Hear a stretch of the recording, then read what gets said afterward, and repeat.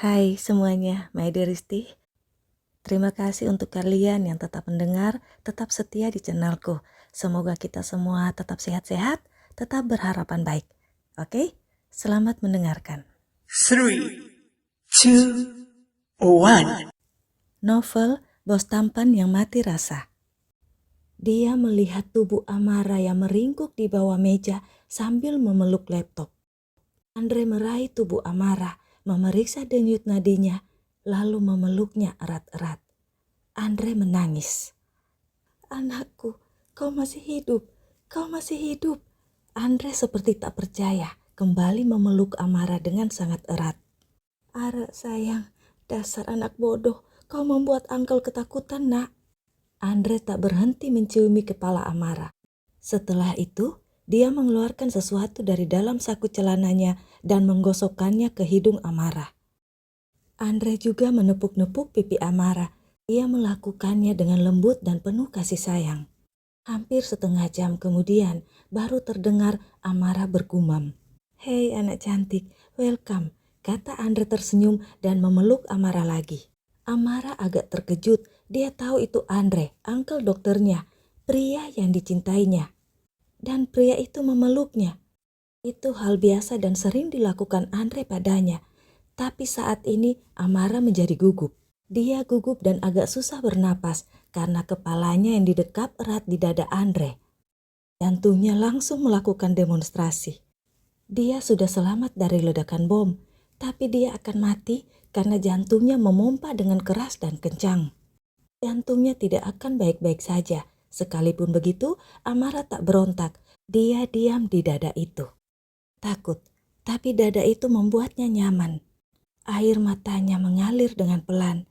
Rasa cinta dan rasa sakit, entah mana yang akan menang nantinya. Dia tak bisa memikirkannya, dia tak bisa memilah-milah hatinya. Dia hanya ingin menikmatinya saat ini, walau hanya sesaat. Amara membiarkan dirinya seperti seonggok tubuh tanpa emosi yang mengikuti setiap pergerakan Andre. Dia membiarkan tubuhnya digendong oleh Andre melewati lorong rahasia yang tidak dikenalinya. Waktu begitu singkat dan cepat berlalu. Mereka sudah sampai di rumah mungil yang menyadarkan kembali Amara untuk menjaga perasaannya supaya tidak terlihat. Sekali lagi Andre memeriksa Amara, memastikan kalau Amara baik-baik saja. Lalu dia membersihkan wajah Amara dengan handuk basah yang lembut. Andre juga meminta Amara untuk mengganti bajunya supaya tidak dikenali saat mereka keluar dari rumah mungil itu. "Kita harus cepat keluar dari sini, tapi jangan menarik perhatian." "Ara bisa kan? Ara nggak apa-apa?" tanya Andre. Amara mengangguk paham, tak berani menatap Andre yang menatapnya terus-menerus. Andre merasa aneh. Kemana Amara yang cerewet dan bawel? "Ara sudah siap, Uncle. Ayo," kata Amara buru-buru menghindar dari Andre. Amara sangat tahu kalau uncle dokternya itu merasa sikapnya aneh. Uncle dokternya itu pasti akan menanyainya terus, menginterogasinya. Dan dia akan berhenti bertanya kalau jawaban Amara itu sudah memuaskannya. Amara sangat tahu kebiasaan uncle dokternya itu. Uncle dokternya itu posesif dan lebih peka dari siapapun kalau itu menyangkut Amara. Dan hal yang paling menakutkan untuk Amara adalah dia tidak akan bakal bisa membohongi uncle dokternya itu. Dia harus bekerja sangat keras untuk menjaga rahasia hatinya. Dan Andre hanya bisa menyimpan pertanyaan dan keheranannya. Dia hanya bisa kembali membantu menyempurnakan penampilan Amara sebelum Amara keluar dari rumah itu. Kalau ada orang yang mengintai di area sekitar situ, pasti hanya akan melihat seorang ibu muda yang berdaster lusuh dan kebesaran keluar menenteng tas kresek besar sambil menggendong bayi. Kalau ide Andre itu dadakan tapi cukup sempurna, lipatan baju-baju yang dibungkus dan digendong seperti bayi.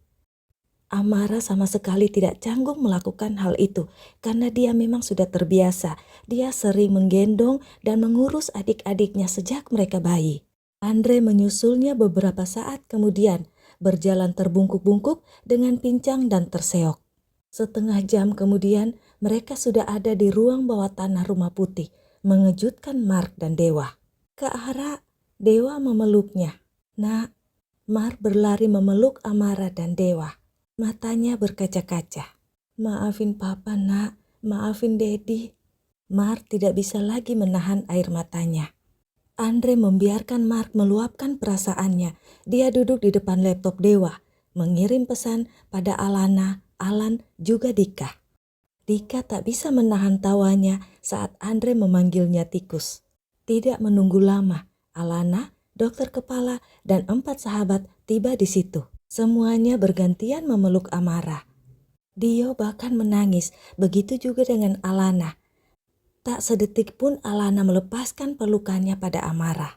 Suasana yang haru tapi membahagiakan. Dokter kepala tak lupa melakukan tugasnya, memeriksa Mark, Andre, juga Amara. Dia benar-benar ingin memastikan mereka baik-baik saja. "Ada satu hal yang harus kita lakukan sekarang," Dim tiba-tiba bersuara. Semua orang jelas langsung menatapnya. "Ibu kalian menunggu di atas. Kalian lupa? Jangan biarkan Tante Mika menangis terus. Dasar anak-anak durhaka," gerutu Dim.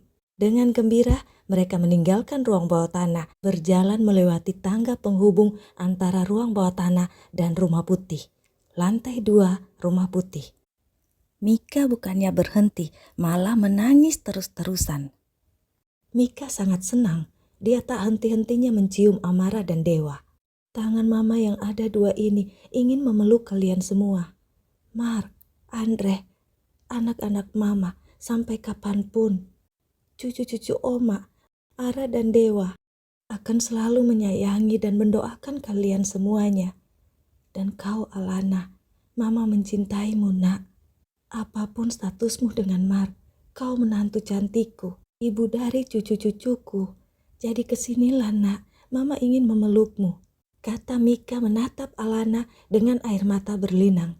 Maya yang sedari tadi memeluk Alana mendorong Alana mendekat pada Mika. "Mark, kau kan dari kecil paling sering digendong sama Mama. Jadi ngalalah sedikit. Giliran Andre dan Alana, juga Ara dan Dewa," kata Maya meledek dan menarik Mark yang memeluk Mika. Tapi Mark tidak mau bergeser sama sekali. Dia malah menarik Alana dan memeluk Alana dan Mika bersamaan. Alana berontak dan mendorongnya. 4 sahabat tertawa melihat sikap Mark. Mereka sama sekali tidak menyangka kalau Mark akan bersikap begitu. Bersikap seperti anak-anak, berebutan pelukan ibunya.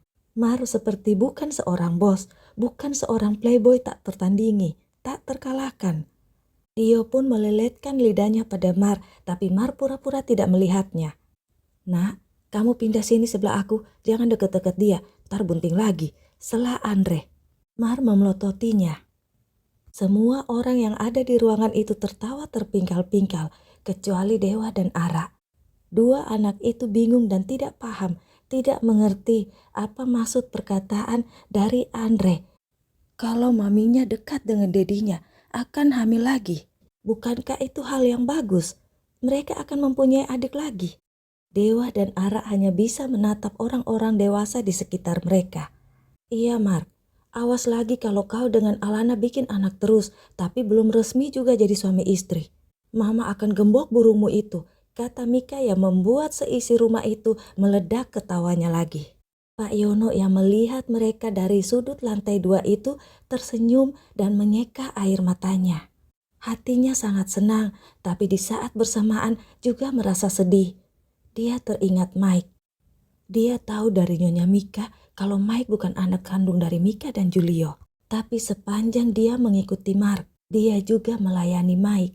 Dia merasa Mike dan Mark adalah anak-anaknya. Pak Yono gundah dan sedih. Apa yang akan Mike lakukan nanti? Di mana dia sekarang? Apakah dia sendiri? Pak Yono membatin sambil menyiapkan cemilan. Mike memang sedang sendirian di ruang kantor Dirgantara Company itu dengan sebotol wine yang hampir habis. Hanya security yang tahu Mike masih ada di situ. Malam yang sunyi dan kosong. Hampa. Mike melenguh, mengeluarkan napasnya dengan kasar. Apa yang salah? Kenapa semua tak sesuai keinginanku? Kenapa aku selalu sendirian? Keluh Mike. Dia mengambil handphonenya ingin menelpon Mika ibunya. Dia rindu sentuhan Mika di rambutnya. Tapi Mika bukan ibunya. Maya dan Mar bukan adik-adiknya. Aku ini siapa? Anak siapa? Mike merasa ulu hatinya sakit. Sejak bom semalam dia belum makan apapun. Tak ada juga yang memperhatikan apalagi mengingatkannya untuk makan atau untuk istirahat. Tak ada, tidak ada seorang pun. Dia sendirian duduk di kursi pimpinan Dirgantara Company yang sudah lama diimpikannya. Dia telah mengalahkan Mark, tercapai. Lalu apa? Mark mati. Andre pun yang belakangan masih membantunya meledak bersama bom. Semua hilang, semua pergi. Dia sendirian. Kembali ke suasana gembira di Rumah Putih. Maya langsung meminta stafnya untuk mengirim makanan yang banyak. Hari ini mereka layak bergembira. Mereka semua berkumpul walau tanpa papanya, Julio Fernandez. Gail dan Abel serta Dewa sibuk bermain game. Amara yang kelihatan masih agak lemas tidur di pangkuan Mika. 4 sahabat tetap membahas masalah bom. Mereka harus menemukan siapa pelakunya. Andre memberi kode pada Mark dan Alana untuk mengikutinya. Mereka ke ruang bawah tanah. Sebelum pergi, Mark memberi kode pada Dim yang hanya mengangguk. Di ruang bawah tanah Rumah Putih. Dirgantara Company harus segera dieksekusi. Waktunya mungkin kurang tepat, tapi lebih cepat akan lebih memperjelas situasinya. Siapapun musuh yang ada pasti memilih untuk muncul. Lebih baik kita menghadapi mereka secara terang-terangan sekarang daripada menghadapi serangan diam-diam mereka. Semakin banyak hal yang tidak terduga. Apa rencanamu sekarang, Mas Bro? Kata Andre pada Mark. Hal ini harusnya dibicarakan oleh kalian berdua. Aku tak perlu ada di sini, kata Alana dan berdiri ingin pergi. Duduk, justru kau yang harus ada di sini, kata Mark menatap Alana dengan tegas. Pelan-pelan Alana duduk kembali. Iya nak, kau harus tahu tentang hal ini karena saham Dirgantara Company itu atas nama anakmu, kata Andre. Alana terkejut menatap Mark. Gak usah menatapku sadis begitu. Sejak pertama kali aku tahu ada Ara, 50% sahamku di Dirgantara Company sudah kualihkan atas namanya. Itu sah secara hukum, tapi aku merahasiakannya. Rumah Putih ini juga atas namanya, sudah untuk Ara. Dan rumahku yang dulu, rumah yang itu. Kau ingat? Rumah itu sudah atas namamu, tapi diambil alih oleh Mike. Aku akan mengurusnya supaya itu kembali lagi padamu. Sedangkan untukku, rumah kecil yang dekat danau. Tapi yang harus kau ingat baik-baik, 50% saham sudah atas nama Ara. Lalu saham 50% lagi yang atas namaku diambil alih oleh Mike. Karena kejadian yang menimpaku, aku tak tahu situasinya sekarang. Jadi, Ara dan Mike sama-sama pemilik Dirgantara Company. Dan kau, Alana Putri Negara, namamu yang tercatat sebagai walinya Ara. Ara sudah berumur 17 tahun, tapi kau tetap harus mendampinginya. Status Ara sebagai anakku itu membahayakannya, mungkin juga membahayakanmu. Aku minta maaf untuk itu, tapi kita harus menghadapinya. Aku tak ingin Dirgantara Company yang susah-susah ku bangun jatuh ke tangan orang lain. Tolong nak, jangan menolaknya, kata Mark memohon, tapi tatapan matanya tajam terus menatap Alana. Tiap Alana tampak akan protes, Mark langsung memelototinya. Tunggu. Itu salah Mas Bro. Saham Ara sebesar 55% sekarang. Sementara Mike mungkin hanya punya saham sekitar 20%. Dan sisanya milik aku. Sudah atas nama Ara. Penjelasan Andre itu mengejutkan Mark dan Alana. Kok bisa? Kau sedang tidak bercanda kan dok? Tanya Mark. Andre tersenyum menatap Mark. Surprise, kau terkejut kan? Intinya, kau sudah bisa mengambil Dirgantara Company kembali, Mas Bro. Welcome, brother. Mar Putra Dirgantara sudah kembali. Ini pengumuman. Umumkan itu. I'll be waiting for you inside my heart. I'm the one who